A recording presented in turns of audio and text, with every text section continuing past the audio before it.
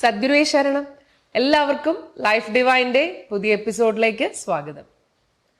ഇപ്പോൾ നമ്മൾ പൊതുവെ നോക്കുകയാണെങ്കിൽ മനുഷ്യരെല്ലാവരും ഇപ്പോൾ നമ്മളൊക്കെ ഡേ ടു ഡേ ലൈഫിൽ ഒരുപാട് പ്രശ്നങ്ങളാണ് നമ്മൾ ഫേസ് ചെയ്യുന്നത്.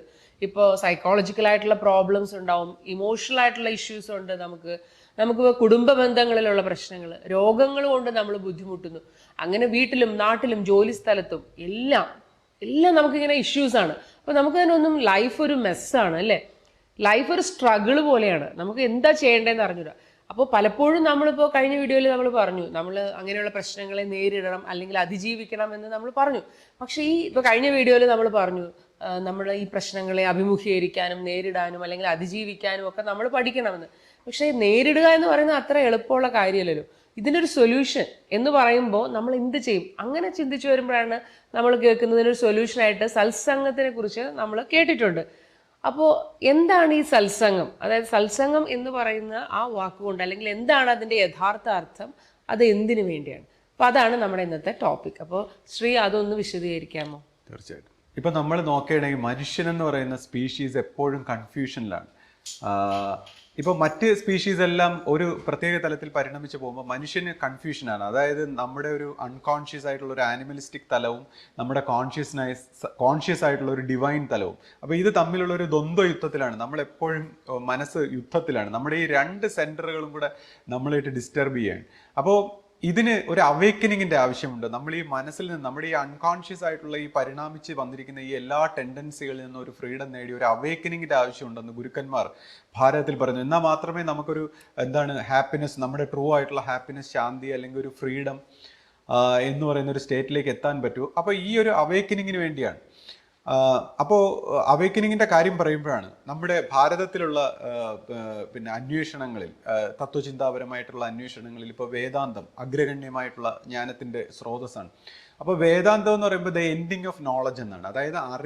അതായത് മനസ്സുകൊണ്ട് നമ്മൾ അറിയുന്ന അറിവുകളുടെ എല്ലാം എൻഡിങ്ങും ദ ബിഗിനിങ് ഓഫ് എക്സ്പീരിയൻസിങ്, അതായത് ട്രൂ ആയിട്ടുള്ള ജ്ഞാനത്തിൻ്റെ തുടക്കം എന്നുള്ളതാണ് വേദാന്തം എന്ന വാക്കിൻ്റെ അർത്ഥം. അപ്പോൾ അവിടെ തന്നെ അത് ഉപനിഷത്തുക്കൾ എന്നാണ് പറയുന്നത്. ഉപനിഷത്ത് എന്ന് പറഞ്ഞാൽ അടുത്ത് ഉപവിഷ്ടനായി ഒരു ഗുരുവിൽ നിന്ന് ഡയറക്റ്റായിട്ട് പഠിക്കുക എന്നുള്ളതാണ്. അപ്പോൾ വേദാന്തം ഉപനിഷത്ത് പറയുന്ന ഗുരുക്കന്മാരുടെ ഡയറക്റ്റായിട്ട് പഠിക്കുക. അപ്പോൾ ഇതിനെയാണ് സത്സംഗം എന്ന് പറയുന്നത്. അപ്പോൾ അതിൽ തന്നെ ഉപനിഷത്തുകളിലെ ഒരു പ്രധാനപ്പെട്ട ചോദ്യമാണ്, നമ്മൾ ഈ ജ്ഞാനം അല്ലെങ്കിൽ ഈ അവേക്കനിങ് അല്ലെങ്കിൽ നമ്മുടെ ഈ സഫറിങ്സിൽ നിന്നുള്ള മോചനം, നമ്മുടെ ശാന്തിയോ സത്യമെന്നോ ദൈവമെന്നോ എന്തൊക്കെയാണോ പറയുന്നത്, അതിലേക്കുള്ളൊരു പ്രയാണത്തിന് എന്താണ് വഴി? അതായത് നമ്മുടെ ഭക്തിമാർഗമാണോ, ജ്ഞാനമാണോ, യോഗ സമ്പ്രദായമാണോ, മെഡിറ്റേഷനാണോ, പുസ്തക വായനയാണോ, കർമ്മമാണോ, എന്താണെന്ന് ഇങ്ങനെ ചോദിക്കുമ്പോൾ ഉപനിഷത്തുകളിൽ ഗുരുക്കന്മാർ അറിയിച്ചിരിക്കുന്നത് എങ്ങനെ? സത്സംഗം. ഏറ്റവും ഉപയോഗപ്പെട്ടത് സത്സംഗമാണ്. അതായത് ജ്ഞാനിയായ ഒരു ഗുരുവിനോടൊപ്പമുള്ള ആ സംഘം, അദ്ദേഹത്തിനോടൊപ്പം ചെലവഴിക്കുന്നതിലൂടെയാണ് ഈ അവേക്കനിങ് സാധ്യമാകുന്നത് എന്നുള്ളതാണ്. അപ്പോൾ എൻ്റെ മനസ്സിൽ പെട്ടെന്ന് വരുന്ന ഒരു സെൻ ബുദ്ധിസ്റ്റ് ഒരു ഗുരുശിഷ്യ ബന്ധത്തെക്കുറിച്ച് ഓർമ്മ വരികയാണ്. ആ കഥയെന്ന് പറയാം. അപ്പോൾ ഒരു ശിഷ്യൻ ഇതേപോലെ ഗുരുവിനോടൊപ്പം ചെലവഴിക്കുകയാണ്. അപ്പോൾ അദ്ദേഹം കുറേ പുസ്തകങ്ങളൊക്കെ വായിച്ചു, വേദാന്ത സ്വഭാവത്തിലൊക്കെയുള്ള പുസ്തകങ്ങളെല്ലാം വായിച്ചു മനസ്സിലാക്കി. അദ്ദേഹം ഗുരുവിനോട് വന്ന് പറയും, ഇപ്പോൾ ഞാൻ പ്രപഞ്ച സത്യത്തെക്കുറിച്ച് എല്ലാം മനസ്സിലാക്കി കഴിഞ്ഞു, ഇനി എനിക്കെല്ലാം ഞാൻ ഗ്രഹിച്ചു കഴിഞ്ഞു ഗുരുവേ എന്ന് പറയുമ്പോൾ ഈ സെൻ ഗുരുക്കന്മാരൊരു പ്രത്യേക രീതിയാണ്. അദ്ദേഹം ഒരു ചൂരലെടുത്ത് നല്ല അടിയങ്ങ് വെച്ച് കൊടുക്കും. അപ്പോൾ ഈ ശിഷ്യൻ ഓടിപ്പോയി. അപ്പോൾ ഇനിയും കുറച്ചുകൂടെ മെച്ചുവർ ആവാനുണ്ടെന്നൊക്കെ മനസ്സിലാക്കിയിട്ട് അദ്ദേഹം വീണ്ടും പോയി കുറേ കർമ്മമൊക്കെ ചെയ്തു, സാധനങ്ങളൊക്കെ ചെയ്തു, ചിന്തിച്ചു, കുറേ ഡീപ്പായിട്ടൊക്കെ മനനം ചെയ്തു മനസ്സിലാക്കിയിട്ട് വീണ്ടും വന്ന് ഗുരുവിനോട് പറയും, ഗുരു ഇപ്പം എനിക്ക് കാര്യങ്ങളെല്ലാം മനസ്സിലായി കഴിഞ്ഞു, അപ്പോൾ ഞാൻ പറയട്ടെ എന്ന് ചോദിക്കുമ്പോഴത്തേക്ക് വീണ്ടും ചൂരിൽ വെച്ച് തുരുതുര അടി അങ്ങോട്ട് ഓടും. അപ്പോൾ ശിഷ്യൻ വീണ്ടും ഓടിപ്പോയി. അദ്ദേഹം കുറേ ധ്യാനത്തിലൊക്കെ കുറേ കാലം ചെലവഴിച്ചു. കുറേ അനുഭവങ്ങളും ആത്മീയമായ ചില സമാധി പോലെയൊക്കെയുള്ള അനുഭവങ്ങളൊക്കെ അദ്ദേഹം അതിലൂടെയൊക്കെ മനസ്സിൻ്റെ ഒരു സ്റ്റിൽനെസ്സിൽ കൂടെ കടന്നു പോയിട്ട് അദ്ദേഹം ഗുരുവിനോട് വന്ന് പറഞ്ഞു, ഗുരു ഇപ്പം എനിക്കെല്ലാം മനസ്സിലായി കഴിഞ്ഞു. അങ്ങനെ പറഞ്ഞു കഴിഞ്ഞപ്പോഴത്തേക്ക് വീണ്ടും ഈ ഗുരു എടുത്ത് ചൂരലുകൊണ്ട് അടിക്കുകയാണ്. അങ്ങനെ ശിഷ്യൻ പോയിട്ട് ഇത് എന്ത് കഷ്ടമായി, എത്ര അനുഭവം നേടി, എന്തൊക്കെ പറഞ്ഞെന്ന് പറഞ്ഞാൽ ഈ ഗുരു അടിയോടടി ഇനിയും പുരോഗമിക്കണം. അങ്ങനെ ഇദ്ദേഹം വിഷമിച്ച് നടക്കുമ്പോൾ ഇദ്ദേഹം ഇങ്ങനെ പല രീതിയിലുള്ള സാധനങ്ങളെല്ലാം ചെയ്യുന്നുണ്ട്. അതിനോടൊപ്പം കർമ്മങ്ങളൊക്കെ ചെയ്തുകൊണ്ടിരിക്കുമ്പോൾ അദ്ദേഹം ഇങ്ങനെ ഒരു കലത്തിൽ ഒരു കുടം നിറച്ച് വെള്ളവുമായിട്ട് ഇങ്ങനെ നടന്നു പോകുമ്പോൾ പെട്ടെന്ന് അദ്ദേഹത്തിൻ്റെ കയ്യിൽ നിന്ന് ഈ കുടം തറയിൽ വീഴുന്നു, പൊട്ടും.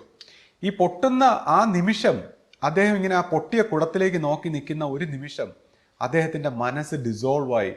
അദ്ദേഹം എന്താണോ ആ സത്യം, ആ പ്രകൃതിയുടെ, പ്രപഞ്ചത്തിൻ്റെ, ലൈഫിൻ്റെ ആ ഒരു സത്യത്തിലേക്ക് ഒരു അവേക്കനിങ് ഉണ്ടായി. അദ്ദേഹം ഇങ്ങനെ നിൽക്കുകയും അപ്പോൾ താൻ വേദാന്ത പുസ്തകങ്ങളിലും എല്ലാം ഗ്രഹിച്ചിരിക്കുന്ന അതിൻ്റെ രഹസ്യത്തിൻ്റെ ഒരു സാരം പെട്ടെന്ന് അദ്ദേഹത്തിന് മനസ്സിലാവും. അപ്പോൾ മനസ്സിലായി കഴിയുന്നതോടുകൂടി അദ്ദേഹം ശാന്തനാവുന്നു, സമാധാനം ഉണ്ടാകുന്നു, ആനന്ദത്തിലേക്കൊക്കെ വരുന്നു. പിന്നീട് ഈ ശിഷ്യൻ ഗുരുവിനെ പോയി കണ്ടൊന്നും പറയാനായിട്ട് നിൽക്കുന്നില്ല, മെനക്കെടുന്നില്ല.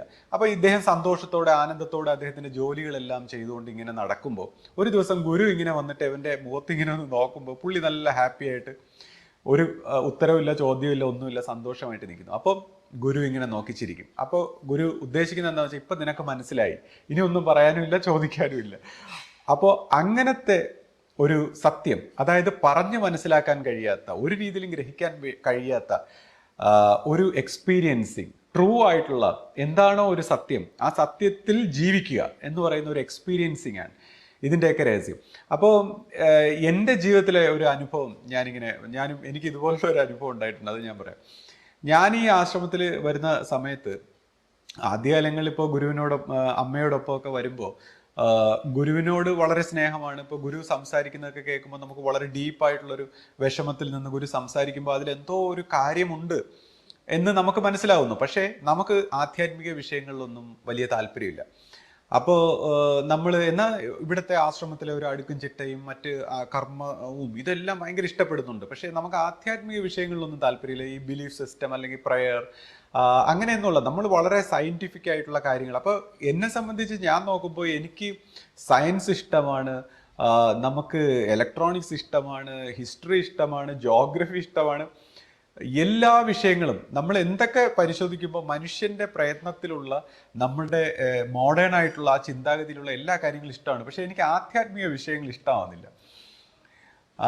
അങ്ങനെ ഇരിക്കുന്ന ഒരു കാലഘട്ടത്തിലാണ് ഞാൻ നമ്മുടെ അപ്പൂപ്പൻ്റെ റൂം ഇങ്ങനെ വൃത്തിയാക്കുന്ന സമയത്ത് എനിക്ക് ഒരു പുസ്തകം കിട്ടി. അതായത് ലൈഫ് കംസ് ഫ്രം ലൈഫ് എന്നുള്ള നമ്മുടെ ഈ ഇസ്കോണിൻ്റെ സ്ഥാപകാചാര്യനായിട്ടുള്ള ഈ പ്രഭുപാദർ പുള്ളിയുടെ ഒരു പുസ്തകം കിട്ടി. അപ്പോൾ അതിലിങ്ങനെ ജീവന്റെ ഉത്ഭവം പരിണാമവും എന്നുള്ള രീതിയിൽ അദ്ദേഹം പുരാണ സ്വഭാവത്തിലൊക്കെ എഴുതിയിട്ടുള്ള. പക്ഷേ നമുക്ക് ആദ്യമായിട്ട് ആധ്യാത്മിക വിഷയങ്ങളിൽ ഒരു സയൻറ്റിഫിക് ആയിട്ടുള്ള ഒരു അപ്രോച്ച് എന്നുള്ള രീതിയിൽ കുറച്ച് ഇൻട്രസ്റ്റ് തോന്നി. പിന്നീട് അങ്ങോട്ട് നമ്മുടെ വീട്ടിൻ്റെ അപ്പുറത്ത് ഒരു പയ്യൻ ഇത് കണ്ടപ്പോൾ ഈ ഇസ്കോണിൻ്റെ തന്നെ ഒരു ഭഗവത്ഗീത എടുത്തുകൊണ്ട് തരിക. അങ്ങനെ അപ്പോൾ ആ പുസ്തകം വായിച്ചിരുന്നുകൊണ്ട് നമ്മൾ ഭഗവത്ഗീതയും വായിച്ചു. കാര്യം അദ്ദേഹം ഇതിൻ്റെ ഒരു വിശദീകരണം കൊടുത്തേക്കുന്നു.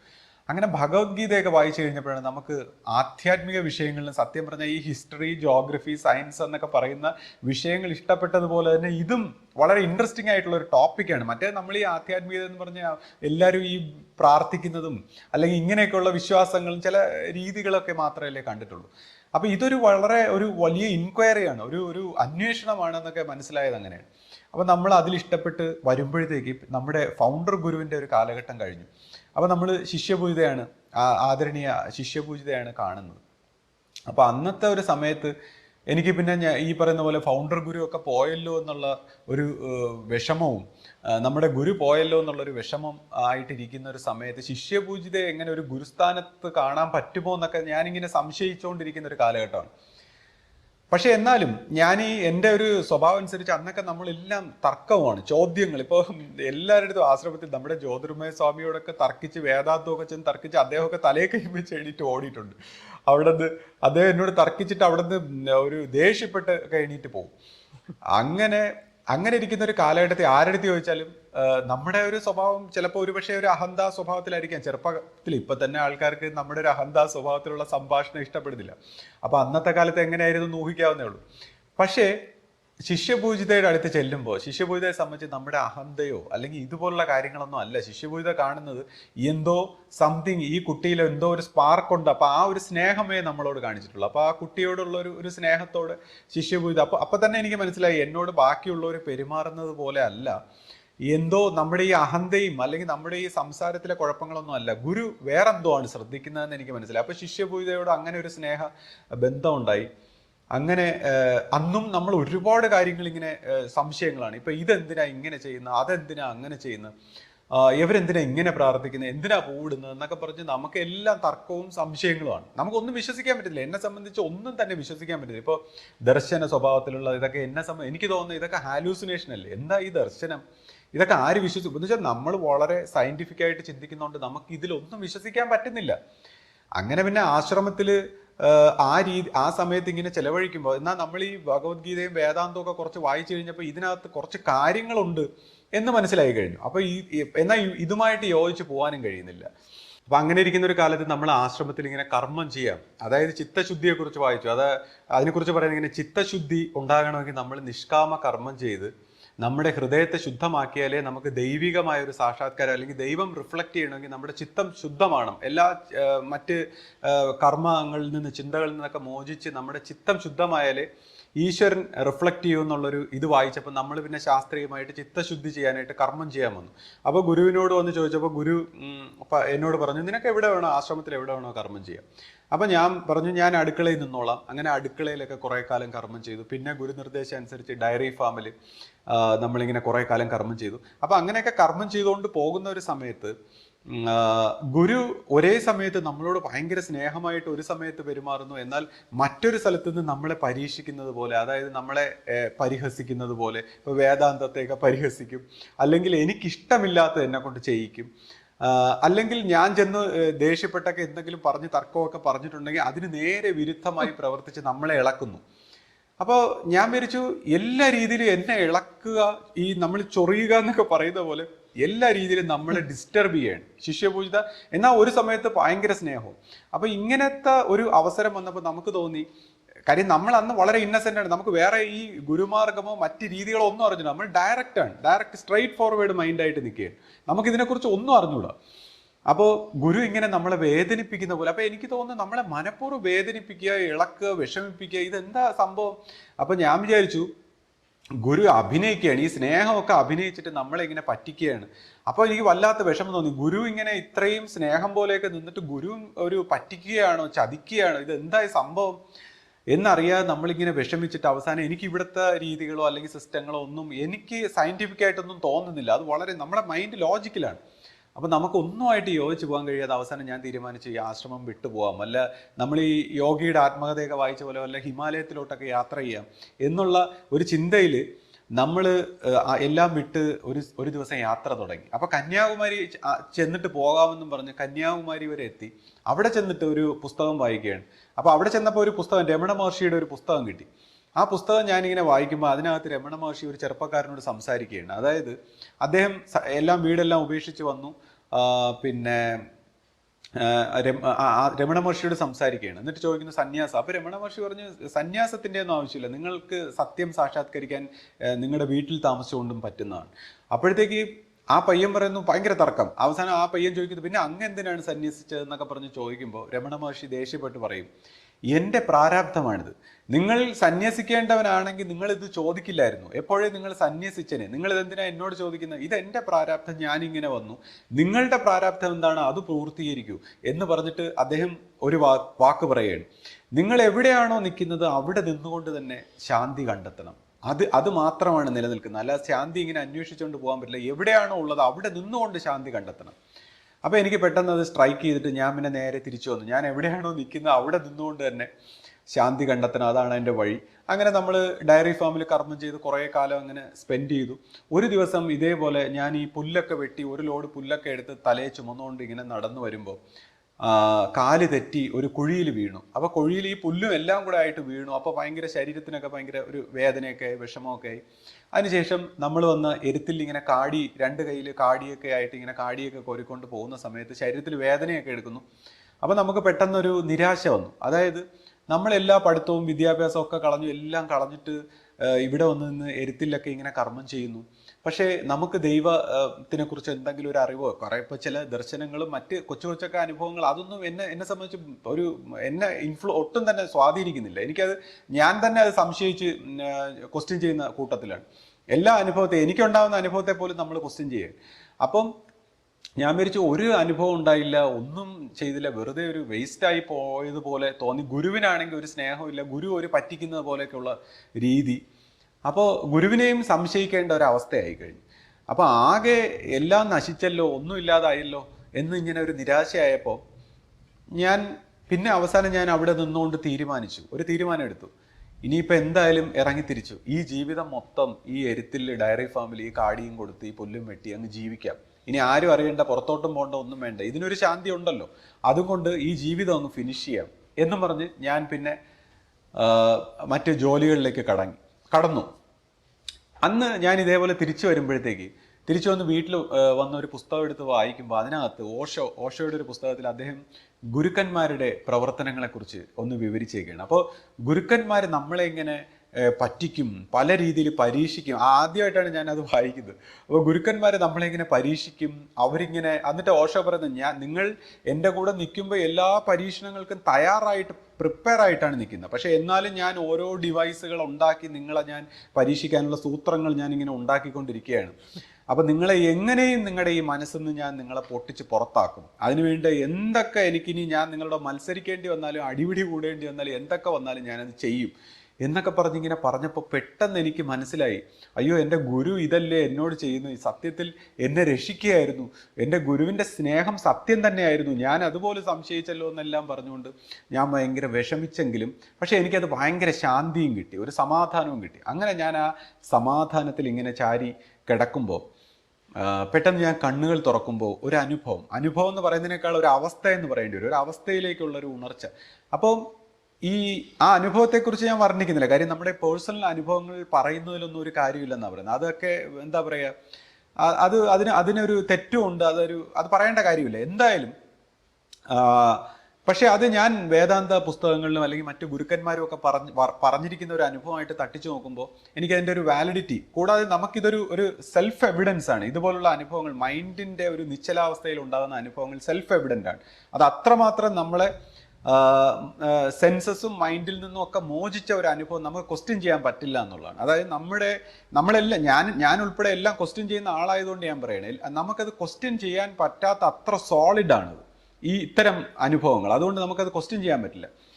അപ്പോൾ എനിക്കൊരു വളരെ ശാന്തിയും റിലാക്സേഷനുമായി. ഞാൻ പിന്നെ ഗുരുവിനോട് പോയി ഒന്നും തർക്കിക്കാതെയായി, സംസാരിക്കാതെ, കാണാതെ. അപ്പോൾ ഒരു ദിവസം കുറേ നാളായിട്ട് ഗുരുവിനെ, മറ്റേ നിരന്തരം പോയി ഗുരുവിനെ ശല്യം ചെയ്ത് എന്തെങ്കിലും എഴുതി കൊണ്ട് കൊടുക്കുക, തർക്കിക്കുക, സംസാരിക്കുകയൊക്കെയാണ് എൻ്റെ സ്ഥിരം പതിവ്. അപ്പോൾ കുറേ നാളായിട്ട് എന്നെ കാണാതായപ്പോൾ ഒരു ദിവസം ഞാനിങ്ങനെ സഹകരണ മന്ദിരത്തിൽ ഈ വിളക്ക് കത്തിച്ചുകൊണ്ട് നിൽക്കുകയാണ്. അപ്പോൾ ശിഷ്യഭൂത അവിടെ ഗുരുദർശനം കൊടുക്കാനായിട്ട് മേളിൽ ആ റാമ്പിൻ്റെ അവിടെ വന്നപ്പോൾ ഒരുപാട് പേരിങ്ങനെ ഗുരുവിനെ ദർശനത്തിന് വേണ്ടി കാത്തു നിൽക്കുകയാണ്. പക്ഷെ ഞാൻ പോകുന്നില്ല, കാര്യം എനിക്ക് ഇനി തർക്കങ്ങളൊക്കെ തീർന്നു കഴിഞ്ഞു. അപ്പോൾ ഗുരു ജനലിൽ കൂടെ വന്ന് എന്നെ ഇങ്ങനെ നോക്കിക്കൊണ്ടിരിക്കുന്നത്, ഞാൻ വിളക്ക് കത്തിക്കുന്നത് നോക്കിക്കൊണ്ടിരിക്കുന്നത്. എന്നിട്ട് എന്നോട് പറഞ്ഞു, നിങ്ങൾ കയറി വാ എന്ന് വിളിച്ചു. അപ്പോൾ ഈ ഗുരുദർശനത്തിന് നിൽക്കുന്ന ആളുകളെയൊക്കെ മാറ്റി ഞാൻ പിന്നെ അങ്ങ് അകത്ത് മേളിൽ കയറി ചെന്നു. അപ്പോൾ എൻ്റെ അടുത്ത് വലിയ സ്നേഹത്തോട് ചോദിച്ചു, നീ ഇപ്പം നിന്നെ ഒന്നും കാണാറില്ലല്ലോ. ഞാൻ പറഞ്ഞു, ഞാനിങ്ങനെ ചിരിച്ചു, നീ ഇപ്പോൾ ഒന്നും എഴുതിക്കൊണ്ടും വരാറില്ല. അപ്പോൾ അവർക്ക് ഇപ്പം എനിക്കൊന്നും എഴുതാനില്ല. അപ്പോൾ ചോദിച്ചു, നീ സുബദായനിയുടെ അടുത്ത് ഒന്നും പറയുന്നില്ല? അതായത് ഞാൻ ഈ സുബദായനിയുടെ അടുത്ത് പോയി എന്തെങ്കിലുമൊക്കെ ഇങ്ങനെ തർക്കങ്ങൾ പറയും, പണ്ട് എൻ്റെ പരാതികളൊക്കെ പറയും, അത് സുബദായനിന്ന് ശിഷ്യബുദ്ധയോട് പറയുന്നുണ്ടായിരിക്കണം, നീ സുബദായനിയുടെ അടുത്ത് ഒന്നും പറയുന്നില്ല. അപ്പം ഞാൻ പറഞ്ഞു, ഗുരുവേ എനിക്ക് മാപ്പ് തരണം, എനിക്ക് ഗുരുവിൻ്റെ മഹിമ അറിഞ്ഞുകൂടായിരുന്നു, അതുകൊണ്ട് അതാണ് ഇങ്ങനെയൊക്കെ തർക്കിച്ചതും പ്രവർത്തിച്ചതും, എനിക്ക് മാപ്പ് തരണമെന്നും പറഞ്ഞിങ്ങനെ കുമ്പിട്ട് പറഞ്ഞു. അപ്പോൾ ഗുരു എനിക്ക് ഭസ്മം എടുത്ത് എൻ്റെ നെറ്റിയിൽ ഇങ്ങനെ ഇട്ട് തന്നിട്ട് പറഞ്ഞു, ഇനിയൊന്നും പേടിക്കാനില്ല എന്ന് പറഞ്ഞു. അപ്പോൾ അതുവരെ എന്നോട് ഭയങ്കര സ്നേഹമായിട്ടൊരു വാത്സല്യ സ്വഭാവത്തിലാണ് ഗുരു പെരുമാറിയിട്ടുള്ളത്. അതിനുശേഷം പിന്നെ വേറൊരു മൂഡിലാണ്, പിന്നെ നമ്മളെ അത്രത്തോളം മൈൻഡൊന്നുമില്ല, വല്ലപ്പോഴും ഒന്ന് ചിരിച്ചാലായി എന്നുള്ള രീതിയിലാണ് പിന്നെ അങ്ങോട്ട്. പക്ഷെ പിന്നീട് നമ്മുടെ ജീവിതത്തിൽ ഒരുപാട് ഇഷ്യൂസ് ഒക്കെ ഉണ്ടായി. അതായത് അതുവരെ അകത്തുള്ള സൈക്കോളജിക്കലായിട്ടുള്ള നമ്മുടെ ഇഷ്യൂസ് ആയിരുന്നെങ്കിൽ അതിനൊരു ശമനം കിട്ടിയപ്പോൾ പിന്നെ പുറത്തായി. അപ്പോൾ പിന്നെ പുറത്ത് നമുക്ക് ഒരുപാട് ഇഷ്യൂസായി, പ്രശ്നങ്ങളായി, പ്രോബ്ലംസായി. അപ്പോൾ ഇന്നും നമ്മളാരും ഇത് മനഃപൂർവ്വം പ്ലാൻ ചെയ്ത് ചെയ്യുന്നൊന്നുമല്ല, ആരും മോശപ്പെട്ടവനാവാനോ ചീത്തയാവാനോ ഒന്നും അല്ലല്ലോ നമ്മൾ ആശ്രമങ്ങളിലൊന്നും വരുന്നത്. അപ്പോൾ നമ്മുടെ ജീവിതത്തിലൂടെ ഇങ്ങനെ കാരണമില്ലാതെ ഉയരാ കാര്യം എന്ന് പറയുന്ന പോലെ എന്തൊക്കെയോ കാര്യങ്ങളും എല്ലാം ഉണ്ടായി.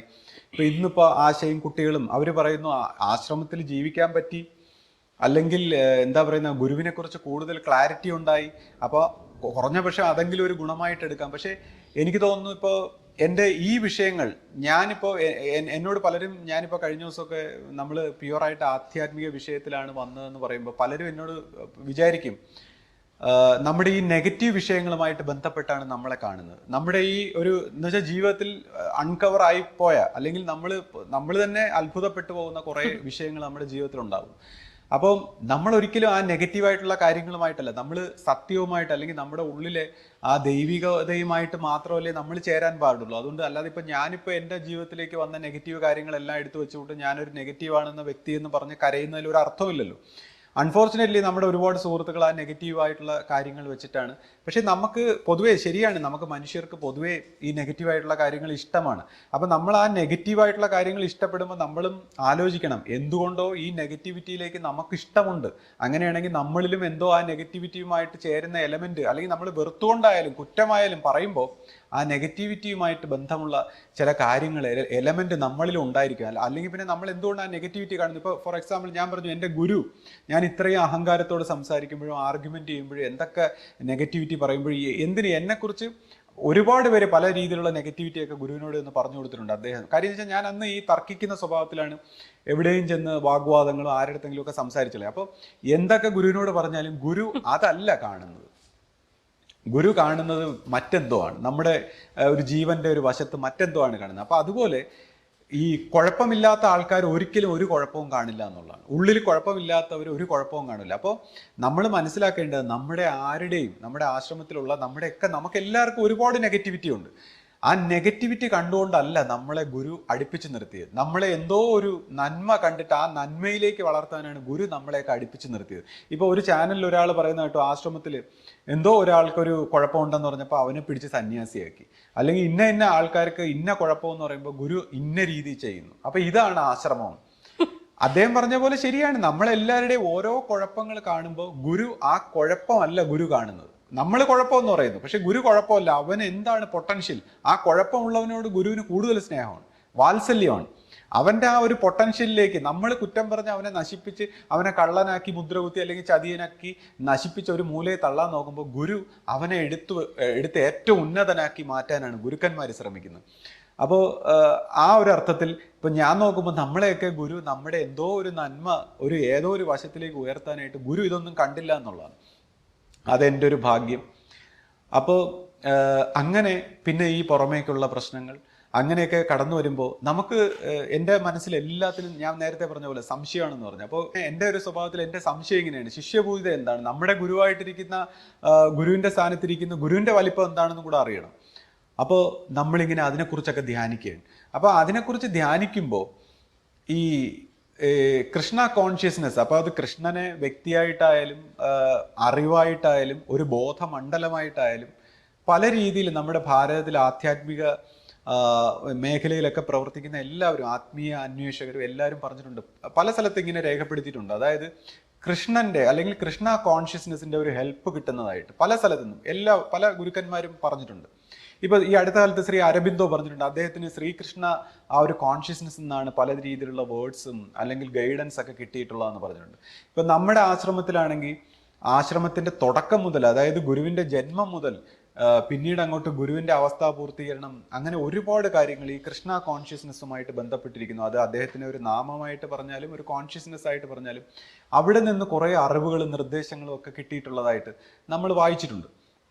അപ്പോൾ എന്നെ സംബന്ധിച്ചും നമ്മളിങ്ങനെ ഒരു മെഡിറ്റേഷൻ്റെ ഭാഗത്ത് പോകുമ്പോൾ ഈ ഒരു കോൺഷ്യസ്നെസ്സിൽ നിന്ന് ശിഷ്യപൂജിതയെക്കുറിച്ച് ചില വേർഡ്സ് കിട്ടുകയാണ്. അല്ലെങ്കിൽ ശിഷ്യപൂജിത ആരാണ്, അല്ലെങ്കിൽ അതിൻ്റെ അവസ്ഥ എന്താണ്, എങ്ങനെ ഇതിനേക്കാളെല്ലാം മുകളിൽ പോയ ഒരു ജീവനാണ്, അല്ലെങ്കിൽ ഇതിൻ്റെ മഹിമ എന്താണ് എന്നൊക്കെ പറയുന്നത് എനിക്കിപ്പോൾ പറയാൻ പറ്റാത്ത ഒരുപാട് കാര്യങ്ങൾ, രഹസ്യങ്ങൾ എനിക്ക് മനസ്സിലായി. അപ്പോഴാണ് നമുക്ക് കൂടുതൽ ഗുരുവിനോടുള്ള ഒരു സ്നേഹവും ബഹുമാനവും ഒക്കെ. അതായത് നമ്മുടെ ഗുരു നമ്മൾ ഉദ്ദേശിക്കുന്ന, ഇപ്പോൾ ഞാനിപ്പോൾ എന്നെ സംബന്ധിച്ച് പണ്ട് എനിക്കെല്ലാം ഒറിജിനൽ സാധനങ്ങളോടാണ് ഇഷ്ടം. അപ്പോൾ പൈസ കൂടുതൽ കൊടുത്താലും എല്ലാം ഒറിജിനൽ സാധനങ്ങൾ തന്നെ വേണം, അങ്ങനെ ഒരു ഇതുണ്ട്. അപ്പോൾ ഞാൻ ഈ ഒരുപാട് പുസ്തകങ്ങളൊക്കെ വായിക്കുന്ന കൂട്ടത്തിൽ എനിക്ക് ഈ ഫിലോസഫേഴ്സിനെയും മറ്റുള്ള ആരെയും എനിക്ക് ഇഷ്ടമല്ല. എനിക്ക് എങ്ങനെ ഈ ഗുരുക്കന്മാർ ഒരു റിയലൈസേഷൻ നേടിയ ഒരു ഗുരുവാണെന്നൊരു ഫീലിംഗ് കിട്ടിക്കഴിഞ്ഞാൽ പിന്നെ എനിക്ക് ഭയങ്കര ഹാപ്പിയാണ്.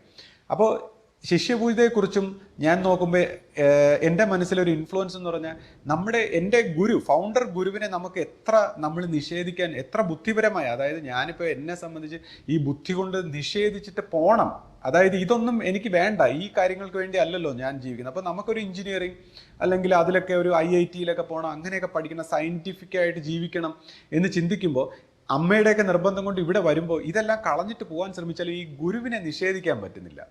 അപ്പോൾ ഗുരു നമ്മുടെ എന്തോ ഒരു ഹിഡൻ പ്രോഗ്രാം പോലെ അകത്ത് തന്നെ. അപ്പോൾ ഗുരു ഇല്ല എന്ന് പറഞ്ഞിട്ട് അങ്ങ് പോകാൻ പറ്റുന്നില്ല. അപ്പോൾ നമുക്ക് മനസ്സിലായി ഇതൊരു സോളിഡ് റിയാലിറ്റിയാണ്, ഇതിനെ നമുക്ക് മറക്കാൻ പറ്റില്ല. കാര്യം ഇതിനെ മറച്ചില്ല പിന്നെ ഡെത്ത് പോലെയാണ്, ലൈഫ് ശൂന്യമായി പോകുന്നു.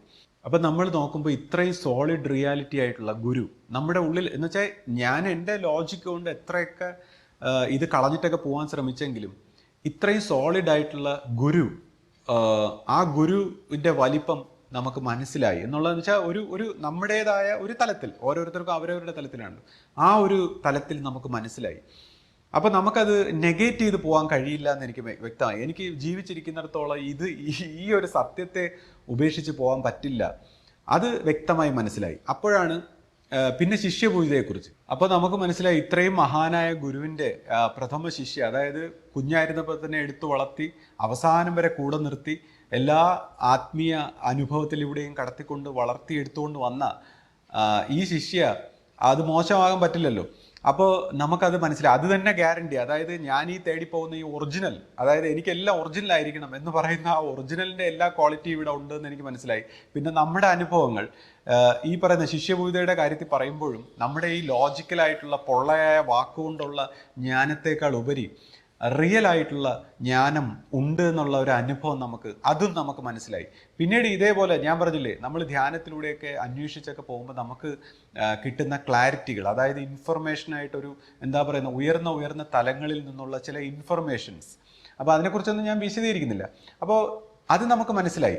പിന്നീട് അങ്ങോട്ട് നമ്മളിപ്പോൾ ശിഷ്യപൂജ ഒരു സമയത്ത് നമുക്കിങ്ങനെ ഒരു ശിഷ്യപൂജയ്ക്ക് ഭക്ഷണം കൊണ്ടുവച്ചപ്പോൾ കുറച്ച് കഴിച്ചിട്ട് എനിക്കൊരു പങ്ക് ആയിട്ടൊക്കെ തരുമ്പോൾ ആ സമയത്തൊക്കെ നമ്മുടെ എന്താ പറയുന്ന നമ്മൾ ഈ ജന്മം, മനുഷ്യൻ്റെ ഈ ഒരു ജന്മം എന്നൊക്കെ പറയുന്നതിൻ്റെ അപ്പുറത്ത് എന്താണ് എക്സിസ്റ്റൻഷ്യലായിട്ട് ഒരു അവസ്ഥയിൽ ഒരു ജീവന്റെ ഒരു സ്വരൂപം അല്ലെങ്കിൽ ഒരു സത്യ സ്വഭാവത്തിൽ എങ്ങനെ ഇത് വർത്തിക്കുന്നു എന്നൊക്കെയുള്ള ഒരു അനുഭവത്തിലേക്ക്, ഒരു ക്ലാരിറ്റിയും ഭയങ്കരമായ ഒരു അനുഭവത്തിലൂടെയൊക്കെ കടന്നു പോയപ്പോൾ നമുക്ക് നമ്മുടെ ഗുരുവിൻ്റെ ഒരു വലിപ്പം അല്ലെങ്കിൽ ഒരു മഹിമ മനസ്സിലാവുകയും പിന്നെ പിൽക്കാലത്ത് ഞാൻ എൻ്റെ വീട്ടിലുള്ളവർക്കും അല്ലെങ്കിൽ എൻ്റെ സുഹൃത്തുക്കൾക്കും എല്ലാം നമ്മൾ ഈ ഒരു ഗുരുമഹിമയെക്കുറിച്ച് പറയാനാണ് എപ്പോഴും നമുക്ക് ഒരു താല്പര്യം.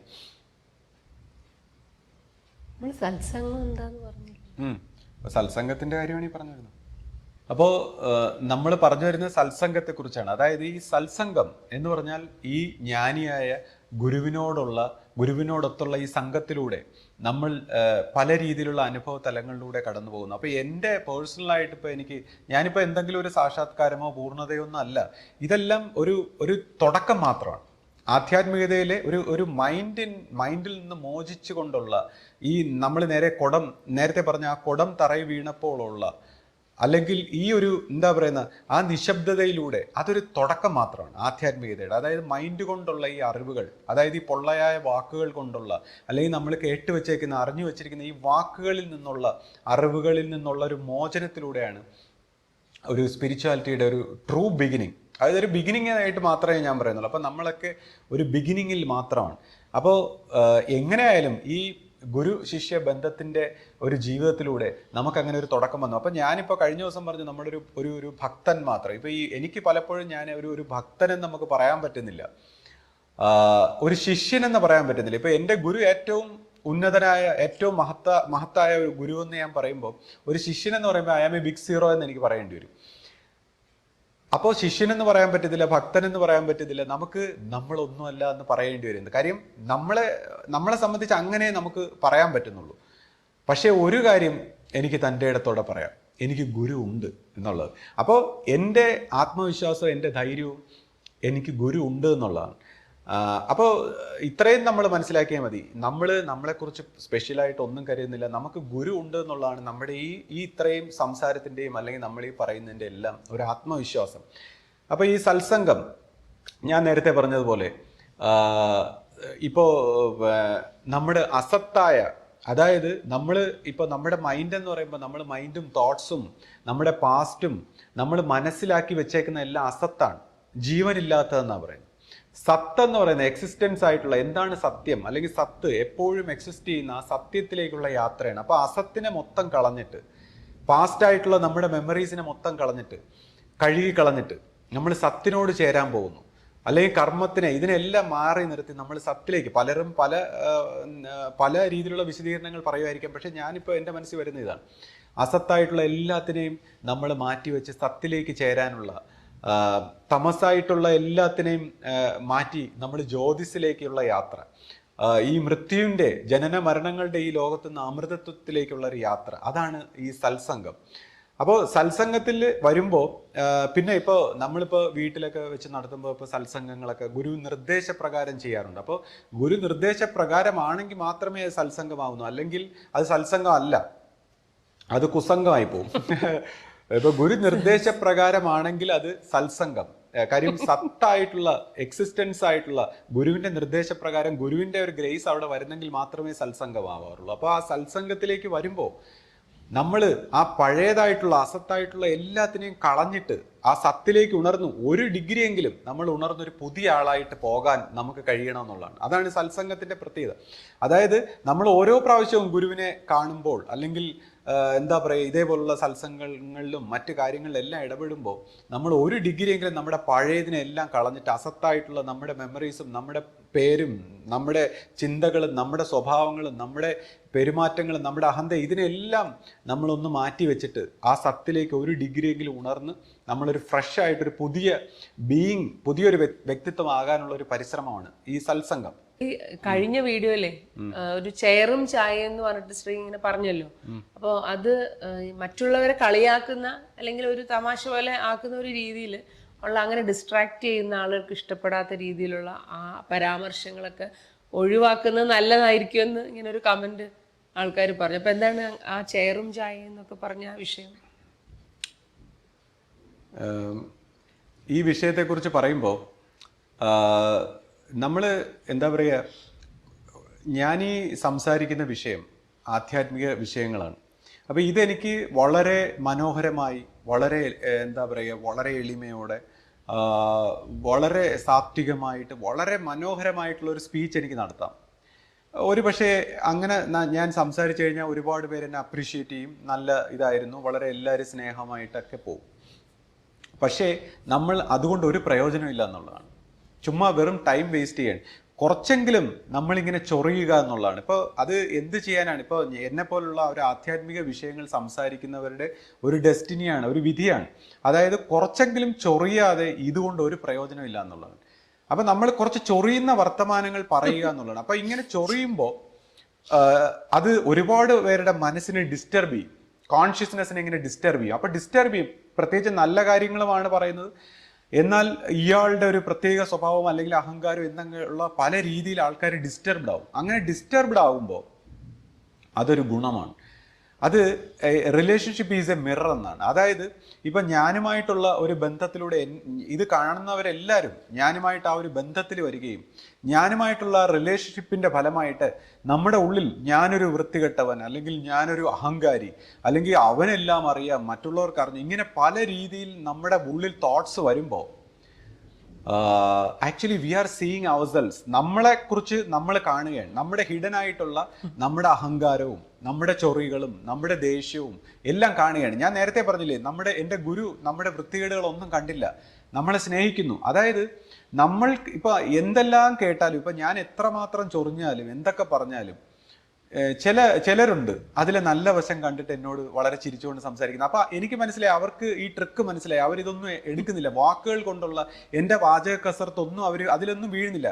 അവരൊരു പക്ഷേ വാക്കുകൾക്ക് ഉപരിയായ ഒരു ഹൃദയത്തിലേക്ക് കുറച്ച് വളർന്നവരായിരിക്കണം, വികസിച്ചവരായിരിക്കണം. അവരെൻ്റെ വാക്കുകളിലൊന്നും വീഴുന്നില്ല, എന്ന് വെച്ചാൽ ഞാൻ എഴുതുന്ന ചൂണ്ടയിൽ അവർ കൊത്തുന്നില്ല. അപ്പൊ അവര് വളരെ സ്നേഹമായിട്ട്, അവർക്കൊരു മാറ്റമില്ല. എന്നാൽ ചിലർ കൊത്തും. അപ്പോൾ പണ്ട് കാലത്തായിരുന്നെങ്കിൽ, അപ്പൊ അതുകൊണ്ടാണ് ഞാൻ പറയുന്നത്, എന്നെ ചൊറിയാൻ അനുവദിക്കുമെന്നാണ് ഞാൻ എല്ലാവരുടെ അടുത്തും ബെഗ് ചെയ്യുന്നത്. കാര്യം ഈ ചൊറി കൊണ്ട് മാത്രമേ പ്രയോജനമുള്ളൂ. ഞാൻ മനസ്സിലാക്കിയ എൻ്റെ ഗുരുവിൻ്റെ അടുത്ത് നിന്ന് ഞാൻ ഈ പറഞ്ഞില്ലേ, ഈ ഒരു കുടം തറയിൽ വീഴുമ്പോൾ നമ്മൾ കാണുന്ന ആ ഒരു സത്യത്തിന്റെ വശത്തിലേക്ക്, അല്ലെങ്കിൽ മനസ്സിനെ പൊട്ടിക്കുന്ന, അല്ലെങ്കിൽ ഇത്രയും നമ്മൾ പാണ്ഡിത്യം കൊണ്ടും പുസ്തക വായന കൊണ്ടും നമ്മൾ കണ്ടും കേട്ട് ഇമാജിൻ ചെയ്ത് വെച്ചേക്കുന്നതിന് അപ്പുറമായി ഈ പ്രപഞ്ചത്തിൽ എന്തെങ്കിലും ഒരു സത്യമുണ്ടോ എന്ന് അറിയണമെങ്കിൽ ഒത്തി ചൊറിയാൻ അനുവദിക്കൂ എന്നുള്ളതാണ്. അപ്പൊ നമ്മൾ ചൊറിയട്ടെ.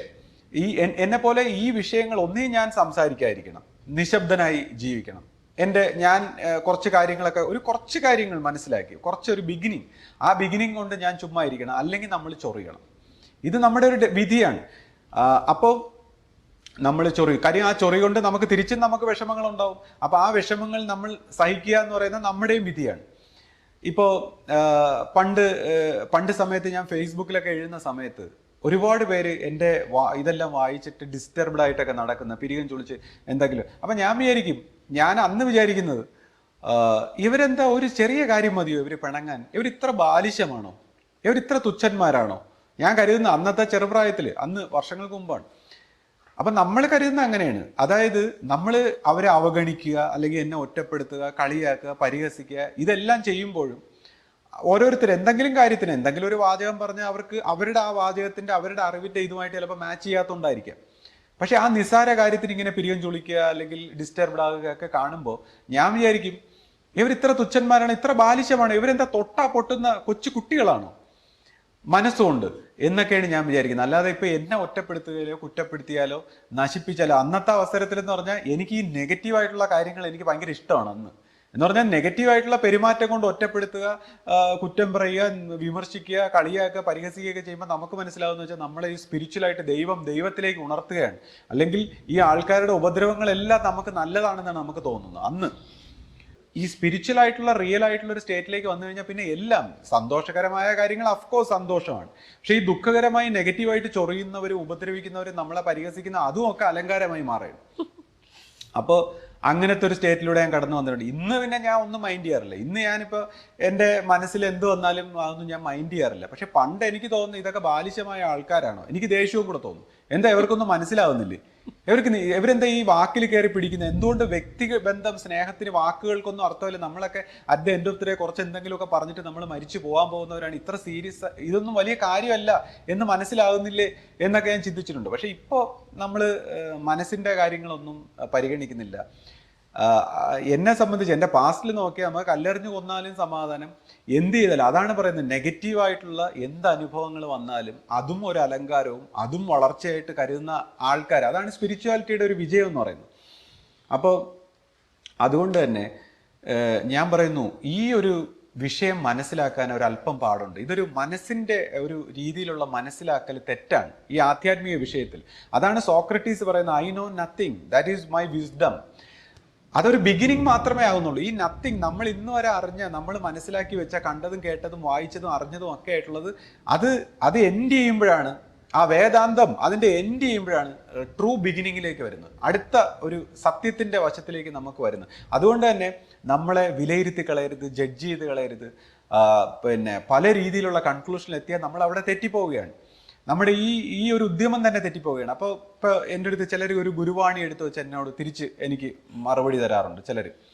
അപ്പം ഞാൻ പറയുന്നത്, ഇപ്പോൾ എനിക്ക് ഈ ഗുരുവാണി അയച്ചു തന്ന ആള് ഇപ്പോൾ ശിഷ്യഭൂത ഒരു കാര്യം പറഞ്ഞാൽ ചിലപ്പോൾ ശിഷ്യഭൂതയ്ക്ക് 10 ഗുരുവാണി കൊടുക്കും എഗെയിൻസ്റ്റ് ആയിട്ട്, ശിഷ്യഭൂത പറയുന്ന കാര്യത്തിന്.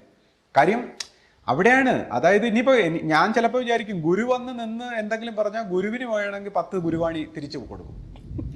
അപ്പൊ അങ്ങനെ നമ്മൾ അത്രമാത്രം മനസ്സിൽ ഈ ഗുരുവാണികൾ കൊണ്ട് നിറച്ചാൽ ഈ സത്യത്തിലേക്ക് എങ്ങനെ പോകും?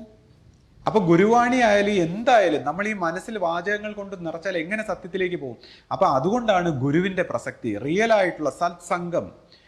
ഈ വാക്കുകൾ കൊണ്ടും മനസ്സിൽ എല്ലാ കാര്യങ്ങൾ കൊണ്ടും മനസ്സിലാക്കിയതെല്ലാം തെറ്റാണെന്ന് അറിയേണ്ടി വരും. അതാണ് ദ റൈറ്റ് ബിഗിനിങ് എന്ന് പറയുന്നത് സ്പിരിച്വാലിറ്റിയിൽ. അപ്പൊ ഇങ്ങനെ ഒരു മിസ്റ്റിക്കലായിട്ടുള്ള ഒരു രഹസ്യം ഒളിച്ചിരിക്കുന്നതുകൊണ്ടാണ് നമുക്ക് ഇത്രമാത്രം കഷ്ടപ്പെടേണ്ടി വരുന്നത്. അപ്പൊ അതുകൊണ്ടാണ് ഞാൻ ഇതേപോലുള്ള വീഡിയോകൾ എടുക്കുമ്പോൾ എനിക്ക് ചൊറിയാതെ നിവർത്തിയില്ല എന്നുള്ളതാണ്.